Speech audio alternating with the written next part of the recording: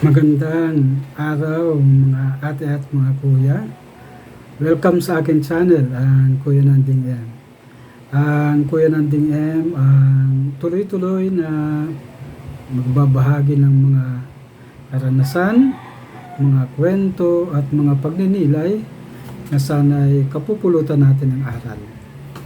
Ang ibabahagi ko naman ngayon ay mula sa isang katanungan ng isang kasama, at ang tanong niya sa akin, Kuya, pwede mo bang ibahagi sa iyo ang ano ba yung konsepto ng parokya, paris?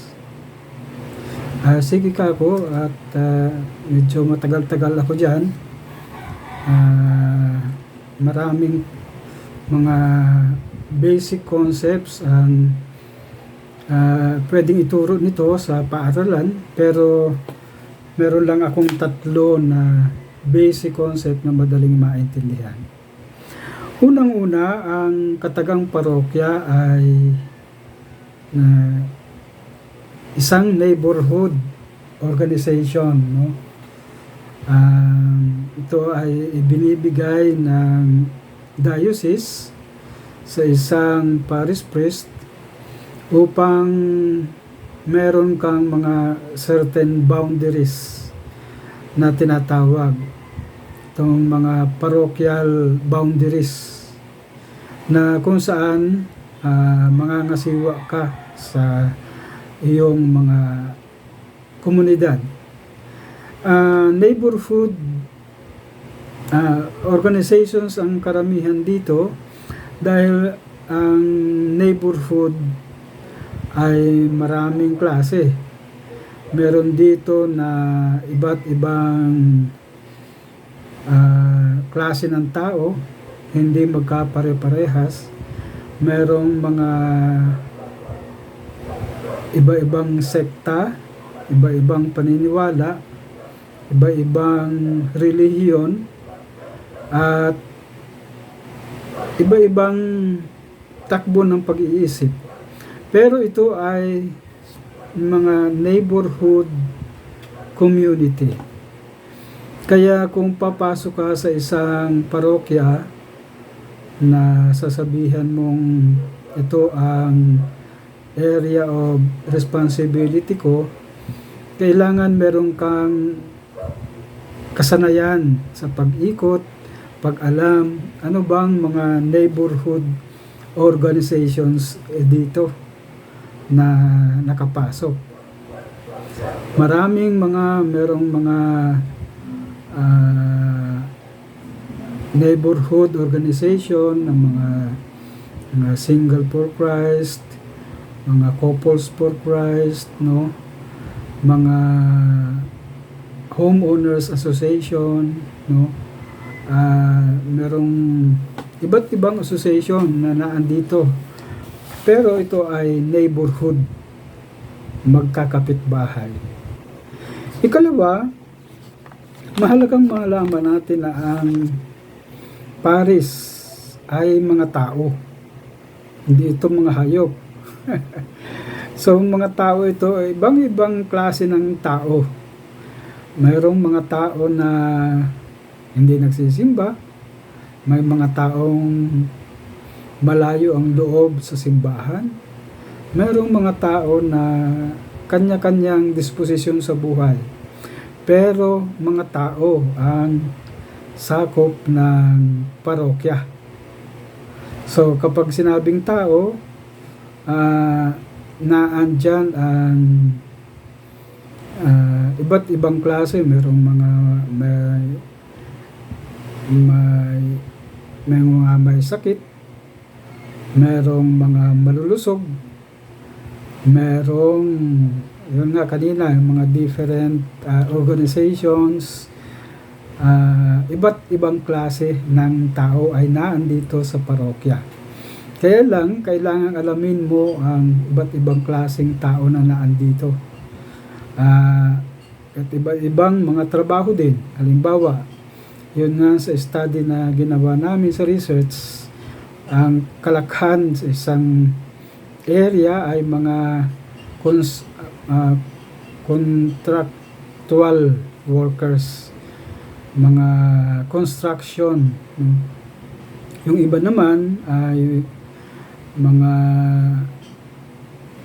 regular sa trabaho at iilan yan, no, na nagtatrabaho. Kaya yung iba naman ay wala din trabaho. Pero ito yung mga tao, no, na nasasakupan mo. Kaya sa isang study namin ginagawa sa mga tao, maganda na pag-aralan taga saan ang mga tao dito, kalakhan. Meron kasing sa isang komunidad namin, meron kami nakita na Visayan speaking. So kapag ganito, nagre-request din sila ng misa ay sa Bisaya. Kaya kung ang pare ay marunong mag-Bisaya, so nakaka-in siya, nakakapag-misa siya sa komunidad na kung saan nagre-request. Kung mga Ilocano naman, mga Bicolano, mga iba't ibang rehiyon. So dapat nalalaman yon ng mga tao sa komunidad, at yun yung dapat na nalalaman natin sa konsepto ng simbahan. Ikatatlo, ito ay puno ng mga organizations. Yun nga, mga homeowners organizations, merong health organizations, merong mga church-based organization, merong parish organizations na hindi sila minsan nasasakop ng parokya. So ang kanilang pinupuntahan ay kung saan may tawag ang kanilang mga leader, at doon sila pumupunta. So hindi naka-church base kaya ito yung mga pinag-uusapan sa parokya na dapat na nagkakaroon ng pag-uusap at ugnayan sa kanila, na hindi lamang paggamit ng building, kundi makilala din ang mga tao na naandito. So ito yung mga basic concepts ng parish, no? At napakaraming dapat malaman. Kaya kapag ikaw ay pastol, no, magandang nakikita mo at nalalaman yung mga qualities and mga characteristics ng mga tao, at anong klase ang gawaing pagpapastol ang pwede mong isagawa. At meron ding mga sa pastoral, magandang makita rin sa kanila kung sa preliminary social investigation, magandang makita na ano yung pangunahing pangangailangan ng mga tao. At sama-sama itong pinag-uusapan ng pastoral team at ng PPC upang suriin alin bang may kakayanan tayo na tugunan bilang isang komunidad, at hindi lamang tayo ang kikilos kundi kasama ang mga tao. So yan po muna ang aking ibabahagi, mga basic concept ng pagiging parokya. So sa nagtanong kung ano ang parish, hindi ito masyadong malaki, hindi ito vicariate. So ito ay parish na kung saan manageable na mga nagpapastol. So yun po muna ang aking ibabahagi bilang inyong lingkod, si Kuya Nanding. Maraming salamat po, and God bless.